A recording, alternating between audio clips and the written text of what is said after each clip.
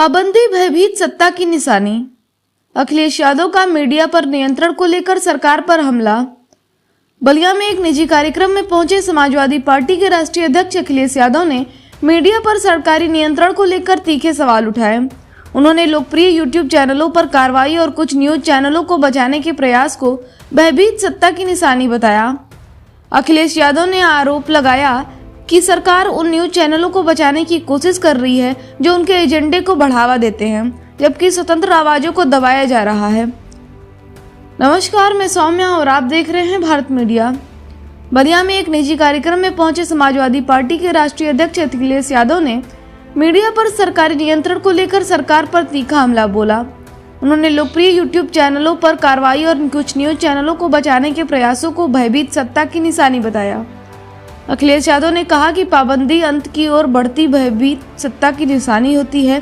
उन्होंने आरोप लगाया कि सरकार उन न्यूज चैनलों को बचाने की कोशिश कर रही है जो उनके एजेंडे को बढ़ावा देते हैं, जबकि स्वतंत्र आवाजों को दबाया जा रहा है। उन्होंने कहा कि जिन चैनलों को जनता ने नकार दिया है उन्हें बचाने के लिए सरकार स्वतंत्र आवाजों को दबा रही है। उन्होंने कहा कि सरकार की असली चिंता यह है कि अगर उनके समर्थक चैनल बंद हो गए तो वे अपने गिरते समर्थन को कैसे बचाएंगे और अपने नफरती एजेंडे को कैसे चलाएंगे।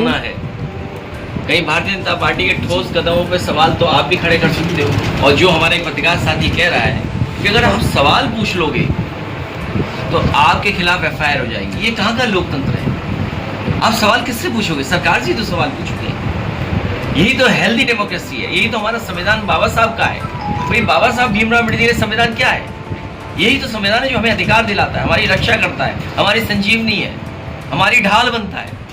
अब मान लीजिए किसी गायिका ने, किसी यूट्यूबर ने कुछ लिख दिया, कह दिया, सुना दिया, आप उसे एफआईआर करके देशद्रोह का मुकदमा दर्ज कर देंगे। ये कहाँ का है? इसीलिए मैंने कहा पाबंदी अंत की ओर बढ़ती है तो भयभीत सत्ता की निशानी होती है। पाबंदी जो है सत्ता की सबसे जो भय आ गया उनके अंदर कि लोग पुलवामा के साथ साथ पहलगांव की भी चर्चा कर रहे हैं, पहलगांव के साथ साथ पुलवामा की भी चर्चा कर रहे हैं, और बच्चा बच्चा चर्चा कर रहा है।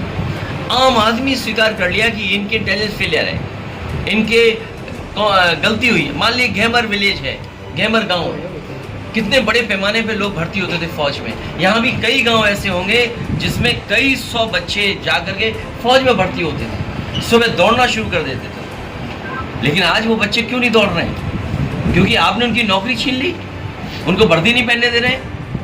वो बच्चा कम से कम वर्दी पहनकर देश की रक्षा करना चाहता है। आप कहते हैं हम पे बजट नहीं है, और बजट कहाँ है आपके पास? बजट की कमी कहाँ है? बजट की कमी नहीं हो सकती, देश की रक्षा पे कंप्रोमाइज नहीं कर सकते आप। इसलिए पाबंदी जो है अंत की ओर बढ़ती भयभीत सत्ता की निशानी होती है। इसीलिए मैंने लिखा आज अपने पेज पर एक लंबा, आप लोगों के पक्ष में, हमारे अपने यूट्यूबर्स के पक्ष में, सबके, ये जितने यूट्यूबर्स हैं, मैं चाहूंगा कि आप भी पढ़ के यूट्यूब पे चलाइए। हमसे क्यों चलवाते हो? आपके हाथ हिलने थक गए, आप कहो तो पढ़ दे पूरा। में मुख्यमंत्री जी ने कहा है कि सपा नेता ऐसे बात कर रहे हैं जैसे पाकिस्तान का प्रवक्ता बात कर रहा हो, क्या कहना चाहेंगे आप? देखिए, मैं तो एक ही चीज जानता हूँ अपने मुख्यमंत्री जी के लिए, कोई वस्त्र से योगी नहीं होता है, विचार से योगी होता है। क्या न कह दे वो, क्या न कर दे वो, टायर फिकवा दिए। लगता है कि इनके जो बुलडोजर का स्टीयरिंग किसी और के हाथ में है। अर्जी पर्ची चल नहीं रही है आजकल, और तमाम शिक्षा के, स्वास्थ्य के, बेरोजगारी के, महंगाई के जवाब ही नहीं उनके पास। इसलिए ये सब स्टेटमेंट ध्यान भटकाने के लिए दे रहे हैं। अगर ये बात उन्हें लगती है तो वो तो एक सामान्य यूट्यूबर, एक गरीब परिवार से बेटी निकली, उससे डर रहे हैं, उसका चैनल ब्लॉक कर दे रहे हैं, उस पर एफआईआर दर्ज करा दे रहे हैं। प्रोफेसर कोई कह दे रहा है, उस पर एफआईआर दर्ज कर दे रहे हैं। डर इसलिए रही है क्योंकि सरकार कुछ न कुछ छिपाना चाहती है, सच्चाई का सामना नहीं करना चाहती है, और वो सरकार सवाल नहीं पूछवाना चाहती। लोकप्रिय यूट्यूब चैनल बंद करने या किसी लोक गायिका पर एफआईआर के पीछे असली वजह दर्शकों के बीच नकारे जा चुके हैं। कौन से बड़े चैनल, जो बड़े चैनल हैं उनकी क्रेडिबिलिटी नहीं बची। जो जनता के करीब हैं, जो जनता के पास हैं, जो सच्चाई दिखा रहे हैं, वो यूट्यूबर्स हैं। क्योंकि वो जानते हैं कि अब दर्शक उनके पास नहीं है। दर्शक कहाँ पहुँच गए हैं? यूट्यूबर्स के पास।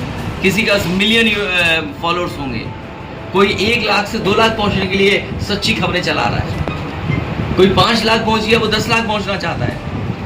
तो ये जो भारतीय जनता पार्टी है, जिन बड़े चैनलों से इनकी साठगांठ है, उन चैनलों को बचाने के लिए यूट्यूबर्स पे एफआईआर हो रही है। क्योंकि बड़े चैनल तो एक्सपोज हैं, आप भी जानते होंगे।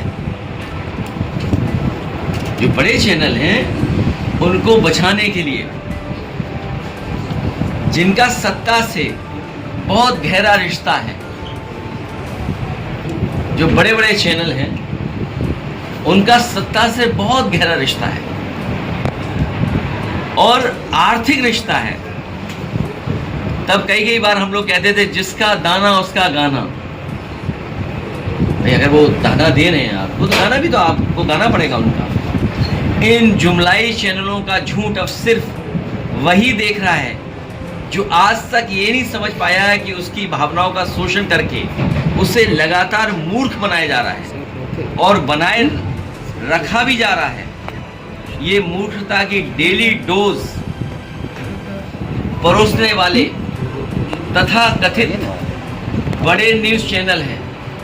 सत्ता की असली चिंता ये है कि ऐसे माउथ ऑर्गन चैनल चले गए तो सत्ताधारी अपने लगातार घटते समर्थकों को कैसे बचाएंगे, क्योंकि उनके समर्थक भी जागरूक हो रहे हैं यूट्यूब देखकर के। जब बहुत से जागरूक हो रहे हैं तो उनको रोके रखना, जोड़े रखना कैसे बचाना चाहते हैं और अपना नफरती एजेंडा कैसे चलाएंगे।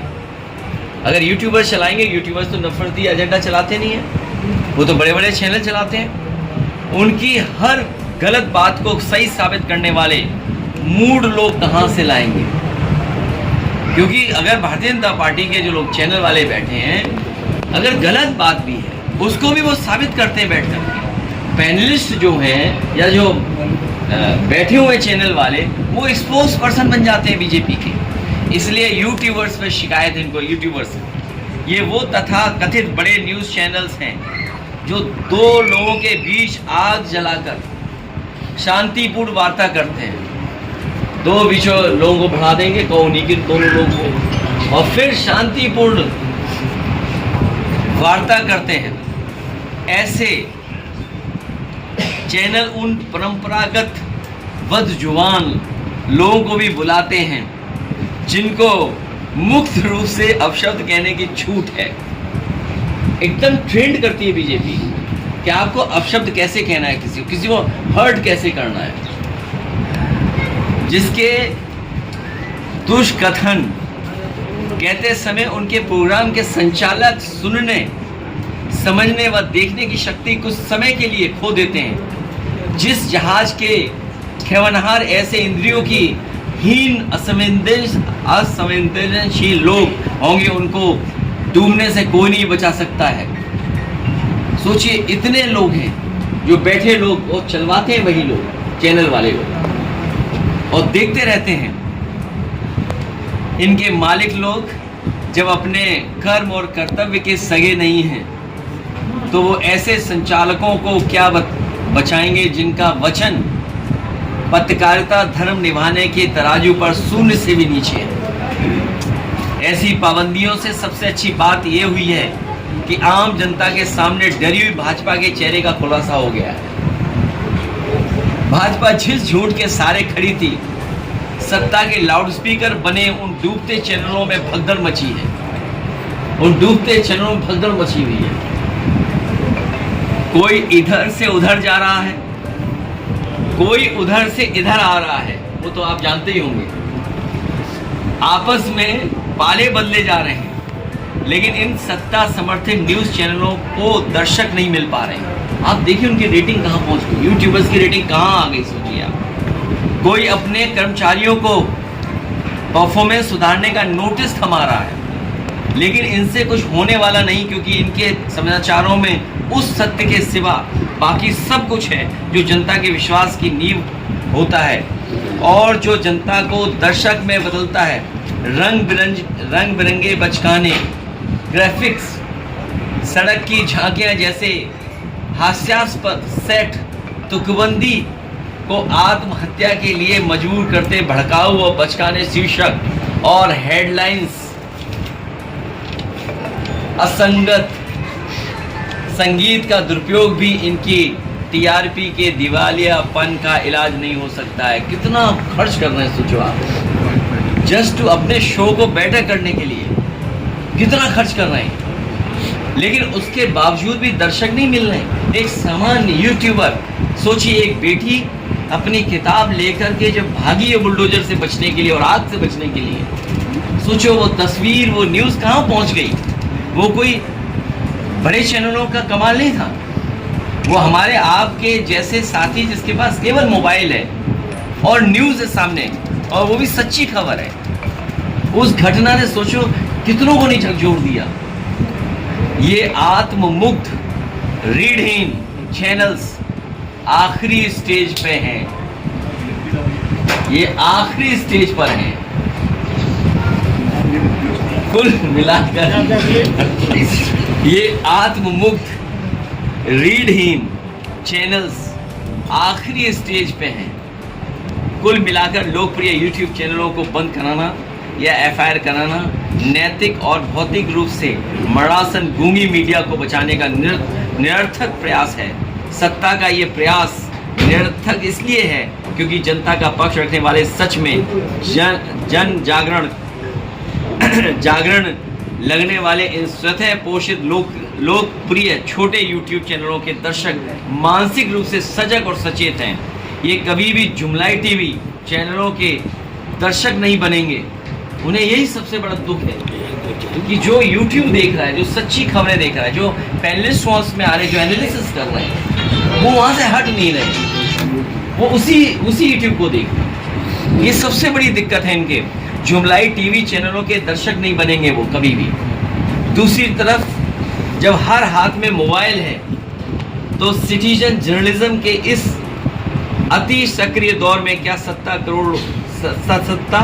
करोड़ों लोगों पर पाबंदी लगा सकती है? आज तो सब पर मोबाइल है, कितनों पे पाबंदी लगाएंगे? आक्रोशित जनता का सामना तो एक ना एक दिन सत्ताधारियों को करना ही पड़ेगा। आज नहीं कल, अभी बच गए यूपी से, बलिया के लोगों ने कम तेल निकाला है। आने वाले समय में अपना वोट डाल करके असली तेल 27 में निकालेंगे। रुक जाओ। ये सच्ची है, सच्ची आवाज़ों को बुलंद करने का समय है। सच्चा इतिहास गवाह है कि क्रांतिकारी कलम और चेतन कलाकारों की एकता ने इतिहास को नकारात्मक होने से बचाया है। आइए एकजुट हो जाएं, अभिव्यक्ति के साथ साथ देश की आज़ादी, लोकतंत्र और उस संविधान को भी बचाएं जो अभिव्यक्ति की स्वतंत्रता देता है। इसलिए सभी सच्चे यूट्यूब न्यूज़ व क्रिएटिव चैनलों से खुली अपील है कि वो ऐसी कार्रवाइयों से डरे नहीं और एकजुट होकर इसकी आलोचना करें, क्योंकि कोई आज़ाद ख्याल इंकलाबी ये लिखने की प्रेरणा देकर गया है, कोई इंकलाबी ख्याल देके गया है। लगेगी पाबंदी तो आएंगे कई और सच्चे चैनल भी इसकी हद में। लगेगी पाबंदी तो आएंगे कई और सच्चे चैनल्स भी इसकी जद में। यहाँ कोई अकेला चैनल थोड़ी है।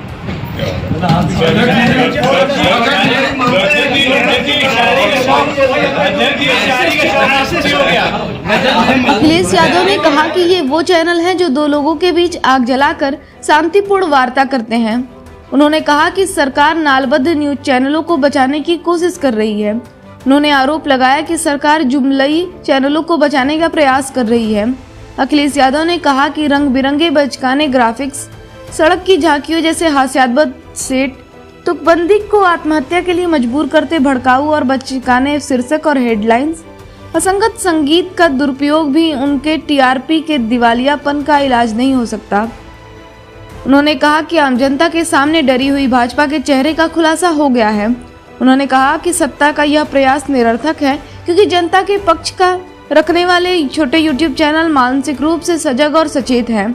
उन्होंने सभी स्वतंत्र यूट्यूब चैनलों से एकजुट होकर ऐसी कार्रवाइयों की आलोचना करने की अपील की। अखिलेश यादव ने मीडिया पर नियंत्रण को लेकर सरकार पर गंभीर आरोप लगाए हैं। उन्होंने कहा कि सरकार स्वतंत्र आवाजों को दबाकर अपने एजेंडे को बढ़ावा देने वाले चैनलों को बचाने की कोशिश कर रही है।